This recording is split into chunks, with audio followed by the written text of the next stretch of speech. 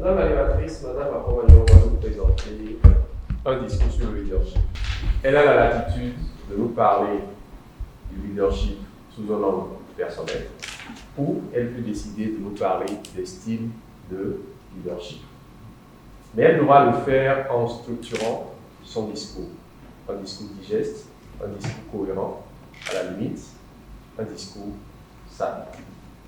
C'est ce que je vais apprécier tout à l'heure pendant l'évaluation générale, lorsque monsieur l'évaluateur général me donnera la parole pour évaluer Madame Apomagnon. Voilà les objectifs, Madame l'animatrice, de son discours. Chers amis Toastmasters, honorables invités, ce soir, je voudrais vous raconter l'histoire de Naël. Naël est une belle jeune femme de 30 printemps dont le sourire illumine tout espace qui bénéficie de sa présence. Sa bonne humeur et son esprit de générosité sont légendaires. Très performante au travail, c'est donc sans grand étonnement qu'elle a pu gravir les échelons professionnels jusqu'au poste de responsable marketing dans une entreprise de la place. À ce poste, elle s'est vue confier la gestion d'une équipe de 4 personnes qui auront la charge de booster les ventes de l'entreprise. Mais avec son équipe, c'était à chaque jour son lot de mésententes.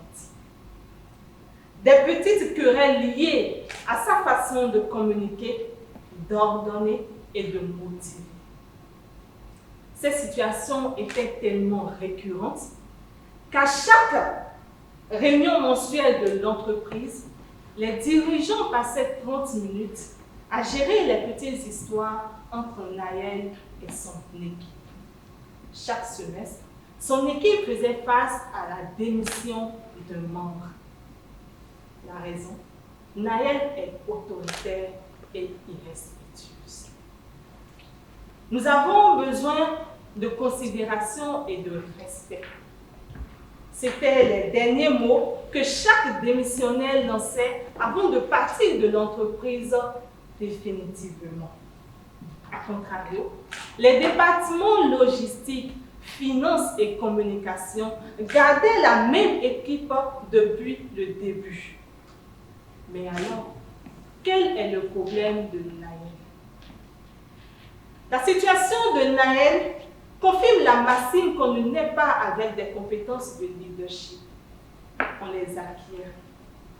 Le leader est défini comme un individu qui influence un groupe de personnes à réaliser un objectif commun.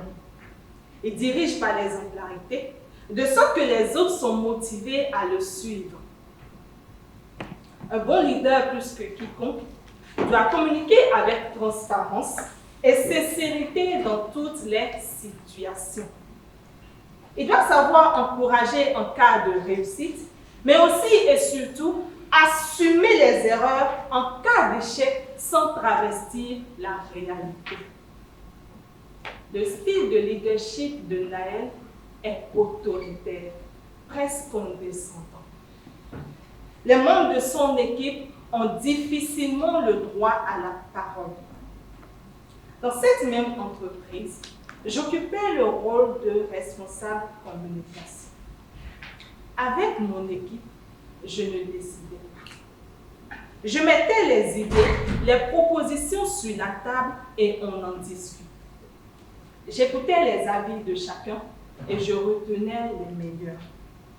J'occupe depuis 2 ans le poste de chef compte Bénin de la Social Media Group. C'est un creuset qui réunit la plupart des acteurs du digital de chaque pays africain.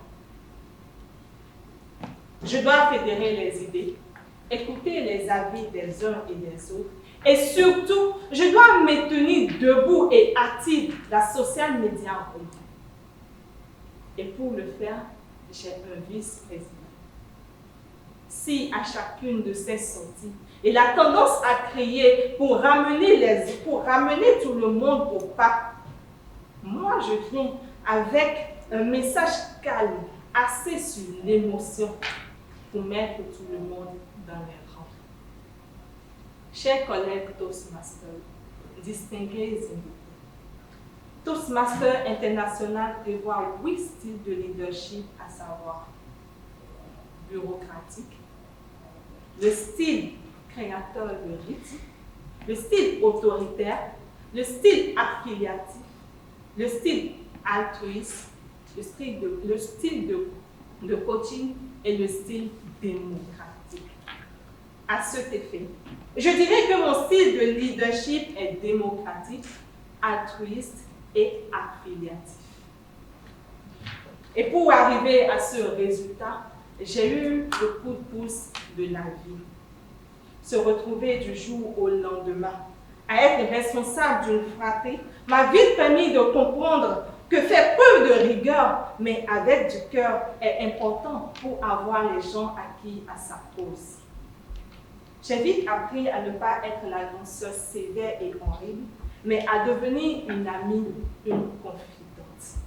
C'est ainsi que j'ai appris qu'élever la voix, stresser ses collaborateurs, ne les amènera pas à se lever. Toutefois, je pense aussi travailler sur les styles de coaching et innovation pour créer une équipe plus motivée autour d'un objectif commun. Steve Jobs disait: les meilleures choses qui arrivent dans le monde de l'entreprise ne sont pas le travail d'une seule personne, c'est le résultat de toute une équipe. J'ai dit.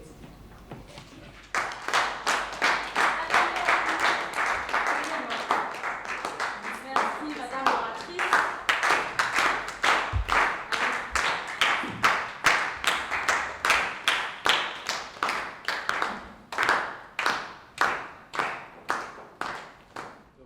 Madame Laurent-Maillon, je ne vais pas vous évaluer de manière classique. Pourquoi? Parce que j'aime toujours que ce que j'évalue passe à une étape supérieure comme l'évaluation.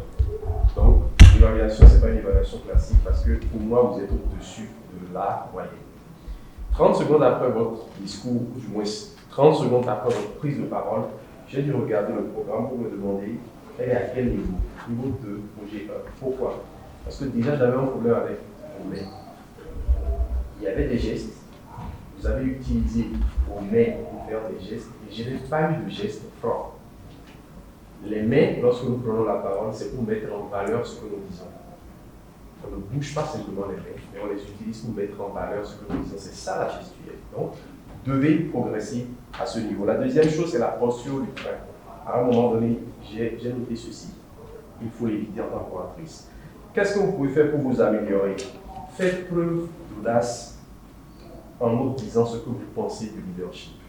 Vous pouvez choisir de rester dans l'aquarium.